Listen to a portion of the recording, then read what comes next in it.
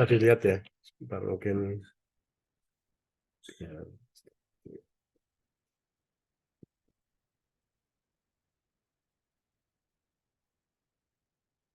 Ya.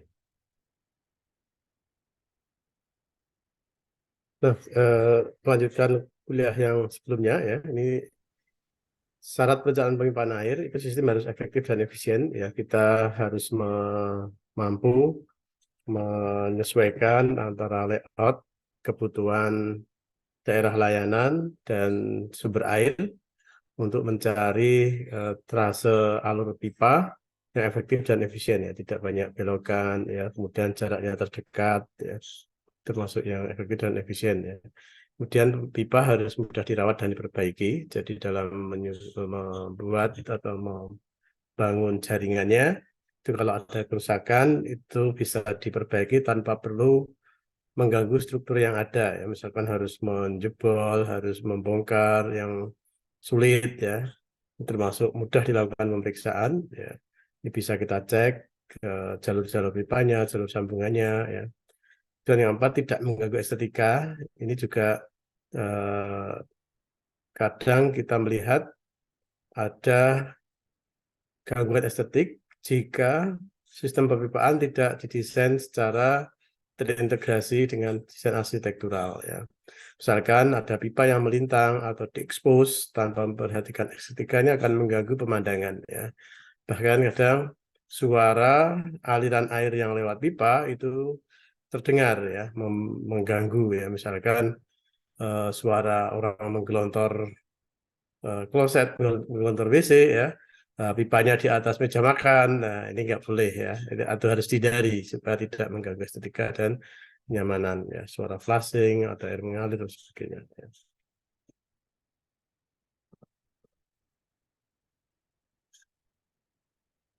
Nah, kemudian harus memperhatikan aspek kesehatan ya, tidak boleh ada kebocoran, tidak boleh ada pencemaran ya, bau ya, tidak boleh sampai menimbulkan gangguan kesehatan, tidak mengganggu struktur rumah. Ini ada harus mendesain secara integrasi ya, pemasangannya ya tidak membobok struktur ya, bahkan masuk kolom kadang sulit diperbaiki dan sebagainya. Pilih yang murah. Kemudian yang delapan, minimalkan tikungan ya. Banyaknya tikungan itu akan mengurangi kelancaran buangan atau menambah halangan ya. Tikungan dapat menjadi penghambat kelancaran laju buang kotoran padat ya. Eh, Kadang ada aliran itu yang bentuknya padat ya, itu harus dialirkan pada sistem yang tidak banyak penghambatnya, tidak banyak tikungannya. Kemudian untuk mendapatkan air bersih, ini dapat bukan air tanah dengan buat sumber gali atau dari pemerintah daerah setempat. PDAM dengan cara berlangganan. Ya. Untuk sumber gali ini dilakukan untuk tanah yang harus diperhatikan, tanah mudah retak dan runtuh, tanah tidak mudah dan runtuh. Ya, kalau tanahnya mudah retak dan runtuh, itu harus membuat tinggi dinding sumur dari permukaan lantai minimal 3 meter. Kemudian diberi casing sampai muka air tanah terendah dengan pipa beton bertulang. Untuk tanah tidak mudah runtuh dan tidak mudah retak, tinggi dinding sumur cukup 3 meter, bisa juga tanpa pipa beton bertulang. Ya, tergantung lokasi. Kemudian pemilihan sumber atau PDM, kita akan memilih PDM jika tersedia jaringan atau layanan PDM di lingkungan. Ya. Belum semua lingkungan perumahan dapat dilayani oleh PDAM. Ya. Air tanah yang ada, misalkan ya ada air tanah atau air sumur, tapi setelah dicek di lab kurang bagus untuk dikonsumsi, ya. Tidak memenuhi syarat baik fisik, kimiawi dan biologi. Syarat baik fisik itu apa? Fisik. Ya, kalau fisik itu tidak berwarna, itu ya cara apa? Tidak berwarna, jernih, ya, tidak berbau, ya. Kimiawi tidak mengandung bahan-bahan pencemar ya. Biologi itu misalkan tidak ada bakteri-bakteri yang berbahaya ya. Kalau ternyata di lokasi air tanahnya itu tidak memenuhi syarat fisik, kimiawi maupun biologi, disarankan menggunakan layanan PDAM dan jika sudah tersedia ya. Kemudian terbatasnya lahan sehingga jarak antara resapan septic tank dan sumur tidak cukup jauh. Nah, ini kalau jarak antara resapan septic tank dan sumur tidak cukup jauh, ini juga disarankan menggunakan PDM. Sumber air dapat terkontaminasi bakteri yang merugikan bagi kesehatan. Ada jarak minimal ya, supaya air tanahnya tidak tercemar. Kemudian digunakan sebagai alternatif lain sumber air bersih selain air tanah ya, jika memilih PDM. Ya. Kemudian kita memilih sumur jika air tanah yang ada itu bagus, ya untuk dikonsumsi tidak tercemar, memenuhi syarat baik fisik, kimiawi dan biologi ya. Nah, kalau penampakan fisik segar ya dibuat apa bisa dicoba kumur gitu segar ya, warnanya jernih, tidak keruh ya. Kemudian tidak berbau, tidak berasa ya kan. Itu termasuk syarat air tanah yang bagus. Kemudian mudah mendapatkan titik bor bersumur ya. Seringkali kita butuh ahli sumur kan untuk mencari air tanah ya.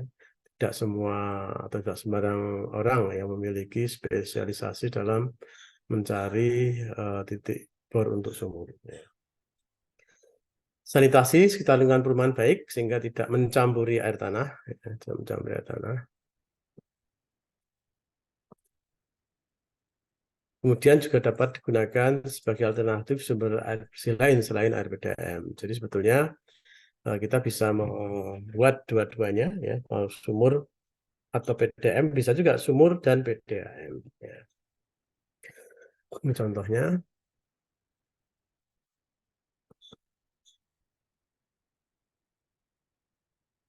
gambar ini ya, ini dari sumber air, ada ke pompa, pakai pompa ke atas. Kemudian Anda lihat ini ada garis atau jalur berwarna merah, ini jalur pipa ya. Sumber air naik ke atas ya dengan tenaga pompa, kemudian tertampung. Kemudian Anda lihat ini elevasinya lebih tinggi. Nah, ini paling tidak 3 meter ya. Disarankan minimal 3 meter dari daerah layanan tertinggi ya. Daerah yang tertinggi ini lebih jaraknya minimal 3 meter atau lebih kecil sama dengan 3 meter. Nah, dengan kondisi seperti ini setelah tertampung di tangki ya atau tandon, ini bisa disalurkan secara gravitasi. Ya, misalkan ada lantai 1, lantai 2, lantai 3 ya. Kemudian ini juga ada tambahan sumber resapan ya. Nah, ini kita lihat harus ada, Anda harus memperhatikan jarak antara sumur septic tank dan sumber resapan. Ya. Jika ini ada septic tank, ya, sumber resapan, ada sumur air bersih. Ya. Nah, jarak antara sumber air bersih dengan septic tank itu disarankan lebih atau sama dengan 5 meter. Ya. Kemudian jarak dari sumur air bersih ke sumur resapan itu minimal 10 meter. Ya, minimal atau lebih, harus lebih besar dari 10 meter. Ini dari penjelasan tadi, kalau kondisi ini sulit dipenuhi, disarankan berlangganan menggunakan PDM. Karena kalau misalkan jarak dari sumur resapan, septic tank, dan sumber air bersih sangat dekat, ya, misalkan hanya 2 meter, ya, kalau ini sangat beresiko sumur air bersih ini tercemar oleh pencemar yang masuk ke sumur resapan dan septic tank. Ya. Jadi ini sumber resapan air kerupat, bukan sumur resapan air hujan. Ya. Dan ini contoh kalau kita menggunakan PDM, ya, jaringan pipanya, ya, kita cari alur dari pipa distribusi PDM terdekat, ya, misalkan di persil atau di lahan rumah. Ini ada selokan, ini harus dibuat digali di bawah selokan ya. Kemudian ini masuk pipa dinas ya, masuk ke pipa dinas. Kemudian di sini ada bak gitu ya yang berisi kotak meteran air. Ya, kemudian ada meteran airnya. ya. Nah, kemudian pipa bersil masuk ke rumah. Nah, kotak meteran air ini tujuannya untuk memonitor, mencatat berapa debit yang digunakan oleh pelanggan sekaligus untuk eh, menghitung berapa besarnya biaya tagihan yang harus dibayar ke PDAM. Ya. PDAM ini perusahaan daerah ya, air minum. Jadi memang walaupun kadang-kadang ini mendapat dukungan dari pemerintah dan anggaran pemerintah, tapi dia diharapkan mampu meningkatkan kinerjanya melalui layanan ke masyarakat dengan masyarakat membayar ke PDAM. Ada veterannya. Nah, ini bentuknya lebih besar ya. Dari sini ya masuk ada keran air dan seterusnya di batas fosil. Nah, ini contoh aja ya, contoh meteran air ya, DM. Mungkin di beberapa tempat eh, ada sedikit perbedaan ya, tapi intinya meteran ini tujuannya untuk memonitor atau mengukur berapa air yang diambil dari sistem PDAM. Kemudian bagaimana kalau ada skematik antara PDAM dan sumur? Ya, ini bisa pakai sumur ya, juga bisa pakai PDAM. Kemudian untuk tadi ya, ini di sebelumnya ini ada lihat Anda lihat di gambar-gambar ini ada tertulis pompa gitu ya. Di sini ada saya pompa yang mengambil air dari sumber air, misalkan air tanah atau air sumur, dinaikkan ke eh, reservoir ya atau tandon. Nah, di dalam memilih pompa ya pompa ini digunakan untuk menaikkan ya sumber air ya karena dia memiliki kemampuan untuk menghisap maupun mendorong air tergantung tipenya ya. Nah, pertimbangan dalam memilih pompa ini pompa airnya akan digunakan untuk apa? Kemudian kondisi di daerah seperti apa, kemudian informasi kedalaman sumber airnya, kemudian daya listrik yang ada di rumah itu berapa watt, ya. Kemudian kualitas pompa air dan juga mempertimbangkan budget.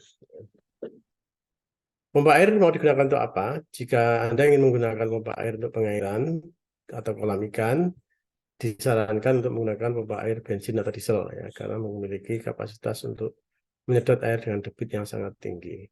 Namun jika digunakan untuk perumahan biasa, ini menggunakan pompa air listrik. Ya. Tergantung kebutuhan dan penentuan pompanya nanti menyesuaikan. Ya. Kemudian kondisi daerah seperti apa? Ya, jika daerahnya tidak ada sumber listrik, ya, namun Anda ingin memompa air, bisa menggunakan pompa bensin atau pompa air. Bentar.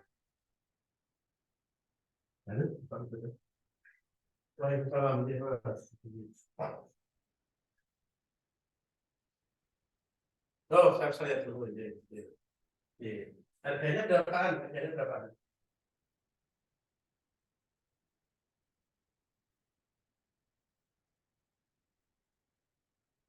Oh, ya. Barangnya ready atau sebelumnya?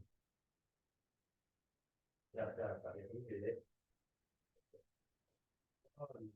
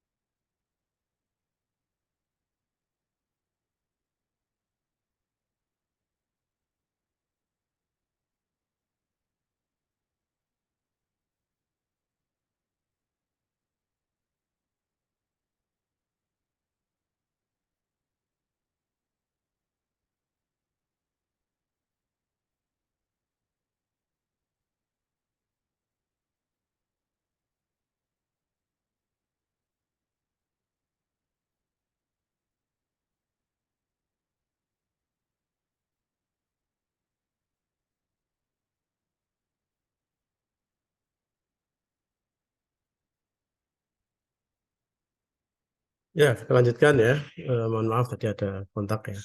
Nah, jika nggak ada listrik, itu bisa menggunakan berbagai alternatif. Ada pompa bensin atau pompa air yang dikombinasikan dengan panel surya. Ya, sistem ini juga dapat digunakan untuk menggunakan pompa untuk mengairi areal perkebunan ya atau areal pertanian ya.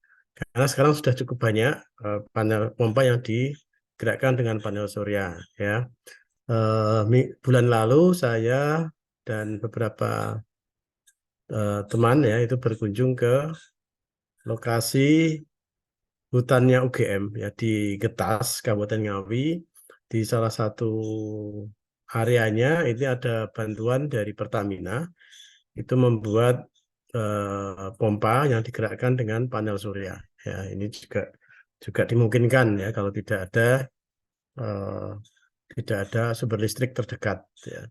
Nah ini sudah berfungsi dan semakin murah teknologi panel suryanya, sudah semakin terjangkau. Ya. Nah itu air yang diambil juga air tanah ya, sehingga perlu pompa memang ya. Kemudian jika berada di daerah perumahan padat penduduk dengan lahan sempit, disarankan untuk membuat sumur bor dengan kombinasi pompa rendam atau pompa celup. Ya, di beberapa literatur ada yang menyebut pompa rendam atau ada yang menyebut pompa celup atau submersible pump. Ya. Kemudian kedalaman sumber air. Ya, kedalaman sumber air ini juga menentukan pompa yang akan dipakai. Ya. Jadi nanti kalau Anda mengerjakan tugas atau ada soal ujian, misalkan ada tambahan data terkait dengan eh, kondisi air tanah, ya, Anda nanti perlu mempertimbangkan jenis pompa yang akan dipakai, ya, karena harganya beda. Ya. Biayanya akan menentukan biaya total dari sistem plumbingnya. Ya. Kesalahan dalam memilih pompa air karena tanpa mempertimbangkan dalam air adalah kesalahan yang besar ya. Karena bisa saja kedalaman sumur lebih dalam dibanding kapasitas kemampuan pompa air itu sendiri ya. Ini justru akan merusak pompa air dan air pun tidak akan mampu terangkat atau terhisap ya. Jadi kalau pompanya terlalu kecil dayanya ya dibanding posisi atau elevasi sumber air ini akan mubazir ya karena pompanya cepat rusak, airnya nggak mau terangkat ya. Kemudian maksud dari kedalaman air bukan berarti dalamnya sumur, ya. Namun jarak antara pompa air yang akan diletakkan ya, menuju ke permukaan air. Ya. Misalkan sumur memiliki kedalaman 100 meter, namun tidak perlu menggunakan pompa air dengan tarikan kuat dan dalam atau jet pump. Ya. Misalkan ternyata walaupun kedalamannya 100 meter, letak pompa dan elevasi muka airnya itu mungkin hanya 4 meter, seperti contoh sketsa di slide ini. Ya. Nah, ini nggak perlu pakai jet pump. Ya. Bisa menggunakan pompa sumur air dangkal. Ya.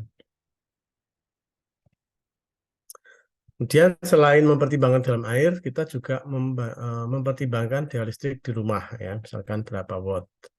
Nah, ini tipe masing-masing rumah itu tidak sama ya. Dulu awal sekali, waktu awal-awal itu ada minimal daya itu 450 watt ya. Kalau nggak salah sekarang tidak ada ya 450. Ya, mungkin ada yang 900 ya, bahkan ada yang sampai puluhan ribu ya, tergantung besar kecilnya uh, bangunan ya. Semakin kuat daya serap sebuah pompa air, maka semakin besar daya listrik yang dibutuhkan ya. Misal pada pompa air jet pump ya, rata-rata itu dayanya lebih dari 250 watt sampai 500 watt untuk stabil ya. Dan perlu daya yang lebih besar 500 sampai 100 watt untuk starting ya. Intinya sangat memboroskan daya listrik dan tentu akan memakan biaya pembayaran listrik yang lebih boros lebih besar ya. Dan yang sumurnya itu dangkal, tidak ada salah untuk berhemat dengan beli pompa air sumur dangkal ya, memiliki daya lebih rendah dibanding jet pump ya, yang memiliki daya lebih tinggi. Ya. Meskipun daya serapnya lebih lemah, namun efektif dan efisien untuk sumur dangkal. Ini pompa air sumur dangkal, semi jet pump ya, ada urutannya ya, gantung elevasinya. Nah ini kalau data ini diambil dari website ya kelistrikan.com. Dari tabel ini Anda dapat informasi terkait dengan spesifikasi pompa air berdasarkan daya listrik. Nah, Anda lihat ada sumur dangkal, ada semi jet, ya. Kemudian ada jet pump. Itu berbagai merek ya, Sanyo, Grundfos, Hitachi, Shimizu ya. Shimizu ini paling banyak sekarang ditemui di toko-toko pompa ya. Sanyo juga namanya. Daya hisapnya untuk sumur dangkal ini 9 meter, 11, ada yang 11 meter ya. Kemudian daya dorongnya itu rentangnya dari 11 meter sampai 33 meter. Ya. Kemudian untuk starting antara 250 sampai 150 dengan kondisi stabil itu dari 125 ada yang sampai 375. Kemudian untuk yang semi jet ini daya hisapnya 11 meter ya. 11 meter daya dorongnya ini bervariasi dari 30-an meter, 30 meter sampai 58 meter. Ya. Dengan daya listrik starternya pada saat awal itu 850, 750, dan 600, kemudian stabilnya itu yang Shimizu bisa hanya 100 watt ya. Jadi kenapa Shimizu populer ini karena pada saat sudah stabil kebutuhan dayanya ini relatif lebih rendah dibanding merek lain ya di tipe yang semi jet ya. Data nah, mungkin ini bisa Anda tambahkan lagi data ini ya karena ini sambil dari kelistrikanku. Mungkin kalau Anda bisa menambahkan data nanti Anda juga memiliki preference ya. Misalkan nanti kerja atau mendapatkan proyek-proyek ya bisa menentukan atau menyarankan pompa apa tipe apa yang sesuai di lapangan ya. Nah, yang jet pump ini memang dayanya sangat besar ya, pancarannya sangat kuat ya, karena dia memiliki daya hisap dari 30 sampai 50 meter ya, rentangnya tergantung mereknya. Kemudian daya dorongnya ini juga sampai 50 meter. Nah, namun kalau Anda lihat kebutuhan energi listriknya, daya listriknya ini sangat besar sekali ya. Sehingga tadi seperti penjelasan di slide sebelumnya, kalau kondisi kedalaman air di tempat Anda ini sebetulnya memenuhi kalau dengan dipasang sumur dangkal, pompa sumur dangkal, ya, ya tidak perlu harus dipasang jet pump. Ya, ya kalaupun Anda pasang jet pump, Anda harus tahu risikonya bahwa akan berdampak pada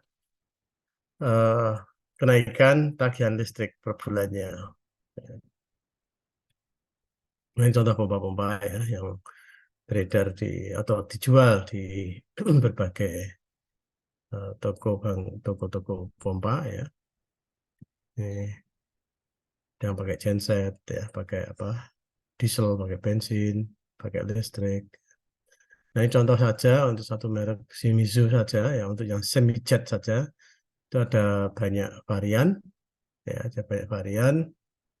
Ini yang kanan ini saya perbesar sedikit dari gambar samping yang banyak kecil-kecil itu kok bisa dibaca tulisannya ya. Nah, kebutuhan semi jet ya, ini dia memiliki daya hisap 11 meter ya. Kemudian total headnya ya bisa sampai 29-30 meter. Ini bentuknya roundfish seperti itu untuk pompa semi jet Shimizu. Nah, selain pompa air jet pump, ini ada juga opsi lain untuk sumur berkedalaman lebih dari 14 meter, yaitu dengan menggunakan pompa air celup atau ada yang menyebut pompa air rendam, submersible pump ya, yaitu pompa air yang direndamkan dalam air sehingga pipa yang dibutuhkan hanya untuk daya dorong saja. Pompa air ini semakin diminati ya, karena keunggulannya yang tahan air ya.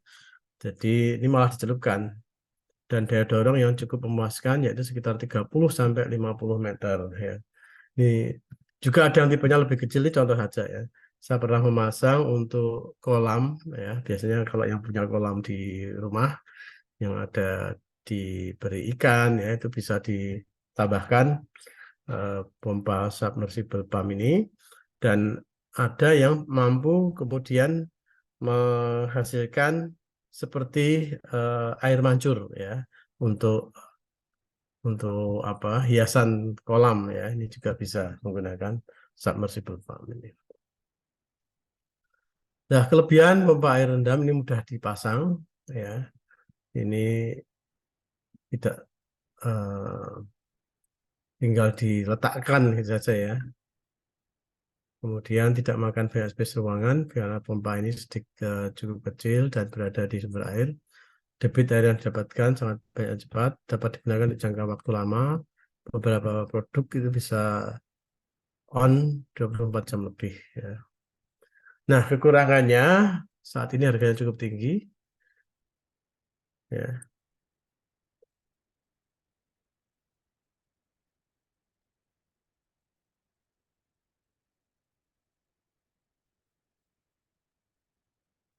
Kemudian risiko kerusakan lebih tinggi ya, kadang-kadang juga rusak ya. Perawatan dan pengecekan susah. Kemudian masih jarang spare part tersedia di pasaran. Kemudian juga teknisi yang memperbaiki submersible pump ini lebih sedikit dibanding pompa-pompa biasa. Ini terkait dengan pompa ya. Dan bebas pompa, ini kita lewati aja ya. Kemudian volume reservoir bawah dan pipa dinas. Tadi Anda lihat ada pipa dinas di gambar sebelumnya ya. Nah, ini Anda lihat di sini ada istilah pipa dinas ya. Pipa dinas yang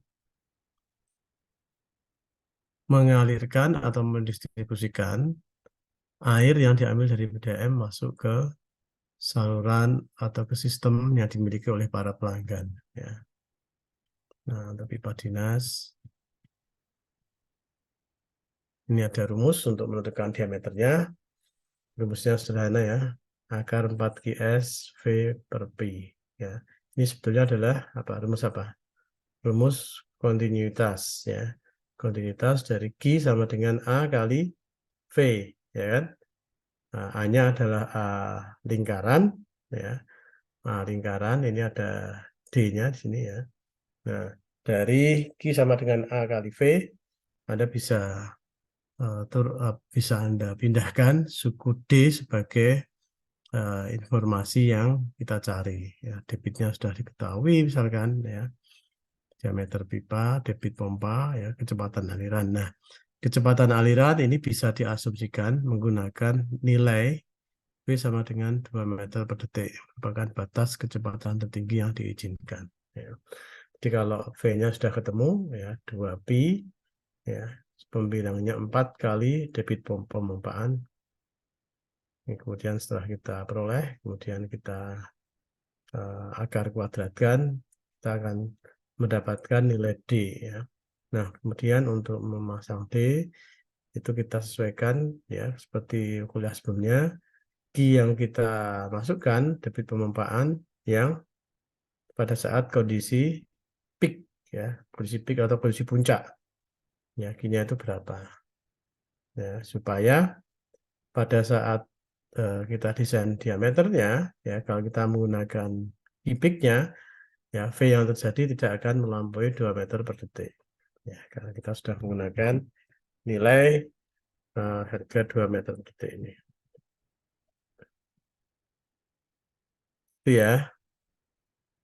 Nah, ini contoh ini pipa dinas ya, direncanakan ada di bor 2 buah sumur dengan debit air tanah maksimum yang diizinkan sebesar 20 meter kubik per jam ya sama dengan 0,033 meter kubik per detik. Lama pemompaan 8 jam sehari dengan kecepatan aliran 2 meter per detik. Dengan 2 buah sumur total debit dalam satu hari ini bisa kita hitung 2 kali 12 meter kubik per jam ya kali 8 jam per hari sama dengan 192 meter kubik per hari. Nah, ini dihitung cukupkah untuk keperluan sehari-hari. Nah, ini dicek. Ngeceknya gimana? Ngeceknya berapa pengguna air di dalam bangunan ya. Apakah bertambah cadangan? Ya.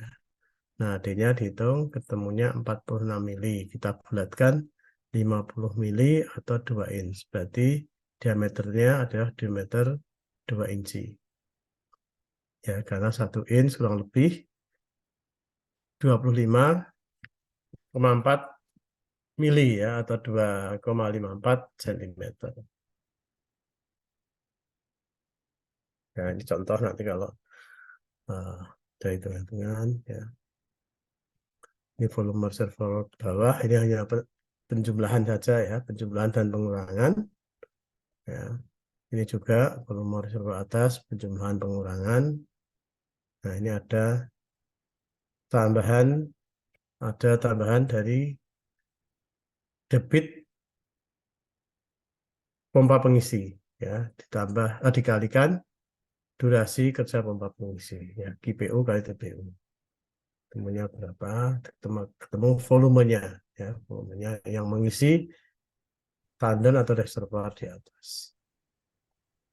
Contoh-contoh tandon ya, ada bentuknya kotak, ada bentuknya silinder, ada yang materialnya dari PE ya, dari apa?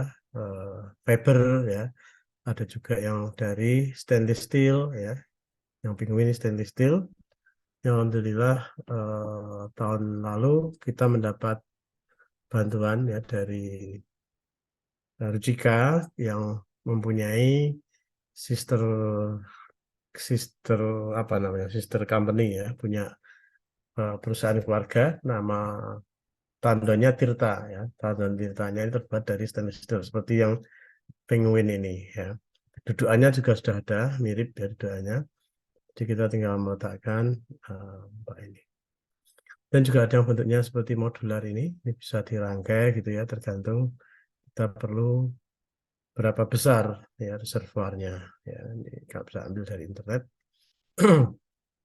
Kapasitasnya berapa, tergantung dari ini tadi apa penggunanya. Ya, kadang juga ada yang menggunakan satu seperti ini, ada yang menggunakan beberapa ini dijajar-jajar gitu ya. Kalau Anda lihat di hotel-hotel, kalau Anda kebetulan ada acara di hotel, Anda bisa mengintip ya, mengintip sistem distribusi air bersihnya. Ya. Kadang ada sampai 3 saja apa, meletakkan tandon-tandon yang ukuran besar sampai 3 dan seterusnya. Ya, karena nggak boleh ya hotel kekurangan air bersih untuk pelanggannya ya, bisa jadi review jelek ya terhadap hotel tersebut. Ini kemarin sudah, ini yang simple ya, sudah. Mungkin itu ya tambahannya, ini sudah kemarin ya saya singgung. Yang di diagram sudah bisa ya bacanya ya, kemarin sudah saya tunjukkan juga.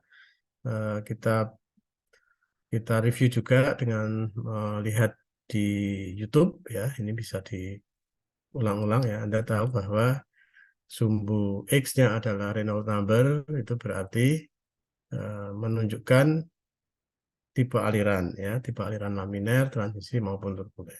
Ya, untuk menentukan keasaran untuk menghitung berapa kehilangan tenaga. Ya, mungkin itu ya, ini hanya sedikit tambahan. Eh, itu air buangan, air kotor ya, mungkin ini bisa bisa diberikan pertemuan berikutnya ya. Jadi air bersih sudah, tinggal air buangan ya. Minggu depan insya Allah kita lanjutkan untuk air kotor ya. Oke, sampai sini ada pertanyaan, Dek? Tugasnya gimana? Sudah beres?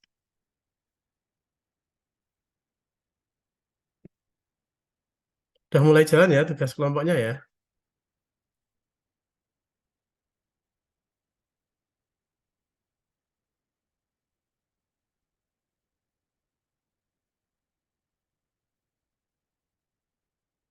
Baik, nanti akan saya minta ya, masih salah satu mahasiswa mungkin yang ready untuk gantian share, mungkin di asisten bisa membantu dari tugas kemarin yang dirasa bagus, bisa share sebentar. Adik.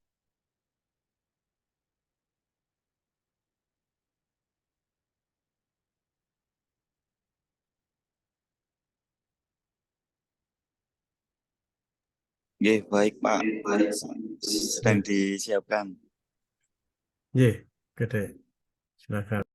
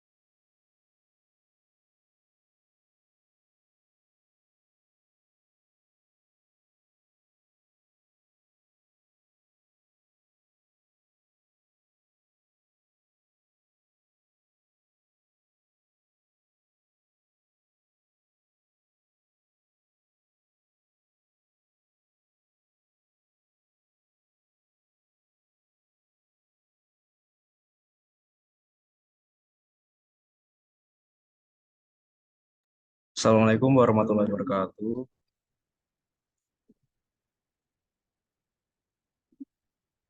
Terima kasih atas waktunya Pak Adi. Jadi di sini aku akan mempresentasikan eh, rencana instalasi air bersih di rumah saya. Jadi di rumah saya itu bentuknya masih seperti joglo. Jadi untuk instalasi airnya itu masih berada di bagian belakang saja, jadi di daerah pawon. Hmm, hmm, Gambar yang ini Pak.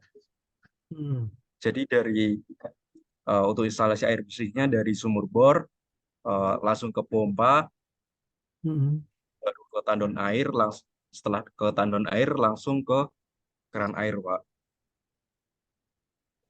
hmm, hmm. Kedalaman sumur bornya berapa, Dek? Eh, kalau di instalasi air kotor dan air bekasnya. Untuk air kotor padat dari kloset langsung ke septic tank baru ke sumber resapan.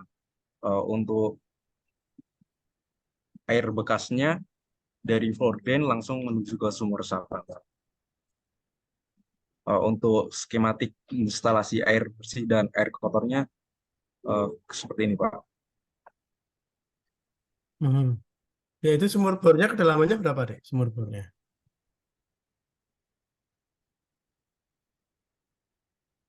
Dangkal termasuk dangkal atau dalam? Untuk yang mana ya, Pak? Sumur air tanahnya. Untuk yang air tanahnya kedalamannya 40 meter, Pak. Oke, 40 meter. Berarti termasuk anu ya, relatif dalam ya, cukup dalam Iya, ya. Pak. Oke, terus pompa airnya tipenya berarti bukan pompa air yang dangkal ya, Iya, Pak. semi jet atau jet pump. Nanti dicek ya. Iya, Pak. Kan pompa air di rumah sendiri kan ini kan? Iya, Pak. Kalau Oke. nggak salah malah masih pakai sanyu. Nah ya, sanyonya itu apa? Apa tipenya yang kan macam-macam. Dia sanyo yang jet pump, apa semi jet pump, atau dangkal. Nanti kan kelihatan ya. Standar air, keran air.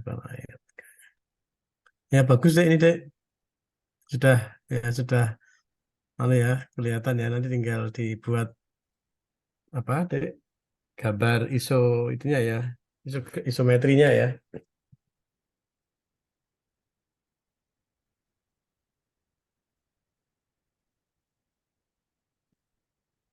Ya, Pak. Ya.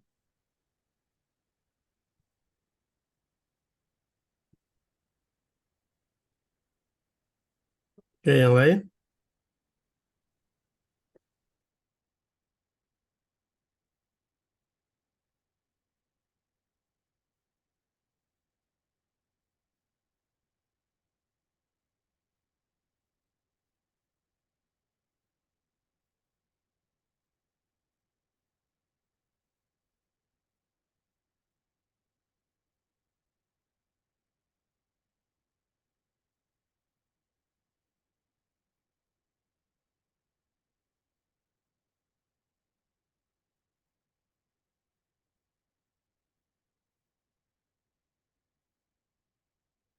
Yang lain deh?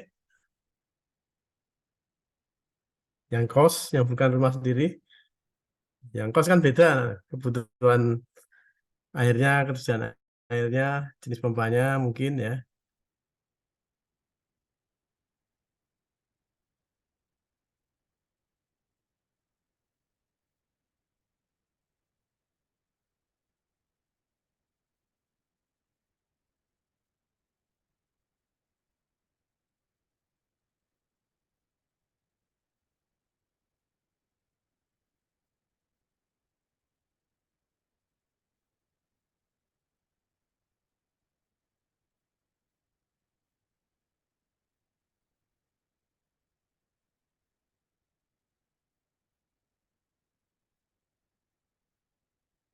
Oke.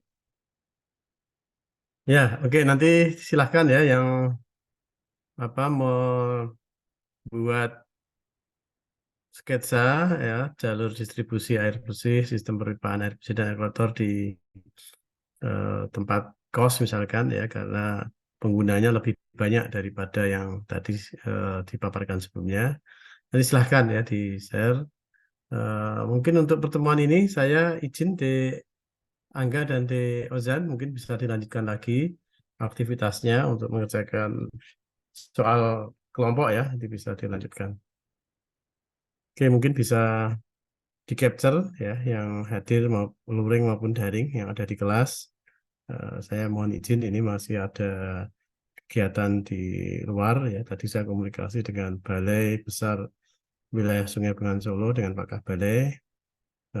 Insya Allah kegiatan-kegiatan di kampus kita ini akan banyak disupport oleh mitra-mitra di PU ya. Hari Selasa lalu saya ke Balai Teknik Sabo ketemu dengan kepala balainya diskusi sampai 3 jam ya. Kalau enggak sampai mau maghrib itu nggak pulang-pulang di kantor beliau ya. Kita ngobrol lama sekali, diskusi. Ya, kami sampaikan bahwa di teknik sipil banyak sekali kegiatan, ya termasuk mohon dukungan dari Balai Teknik Sabu. Mungkin nanti Anda juga bisa mendapat kesempatan berkunjung ke Balai Teknik Sabu.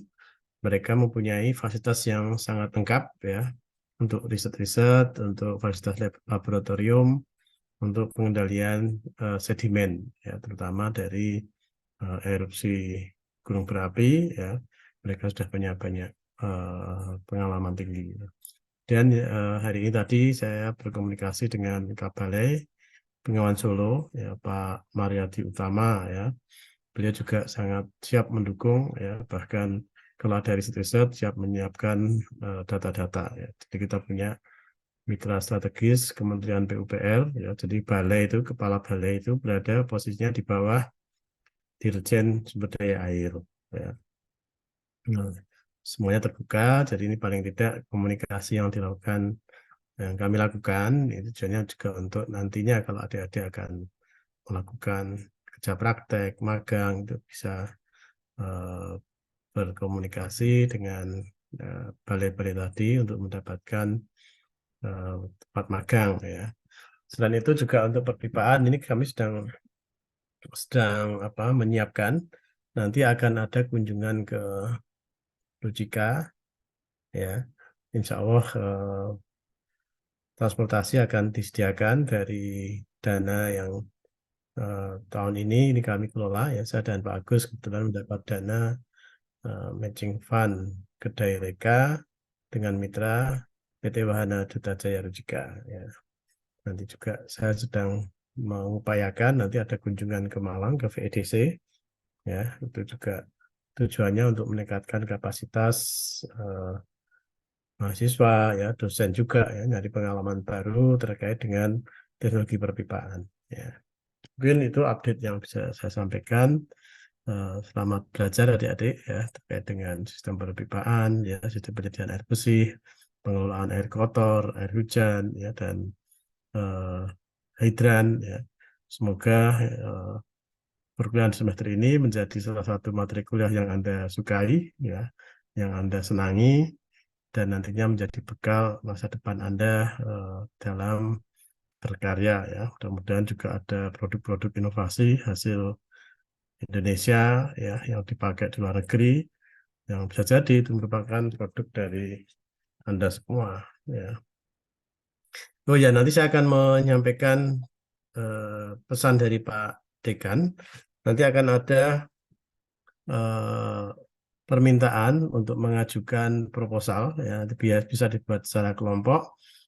Pendaftarannya maksimal 30 September, mengunggah inovasinya itu 20 Oktober. Nanti bisa diskusi dengan asisten dan saya ya.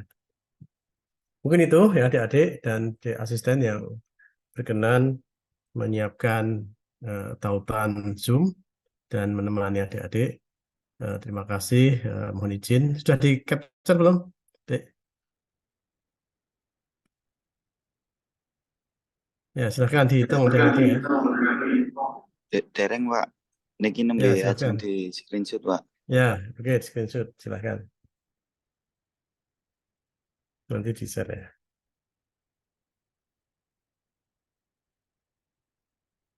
Baik. Sudah?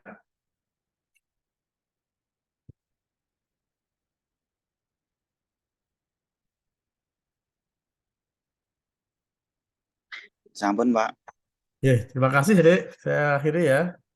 Nggih Pak. Assalamualaikum warahmatullahi Terima kasih wabarakatuh. banyak Pak. Ya, sama-sama, Dek. Assalamualaikum.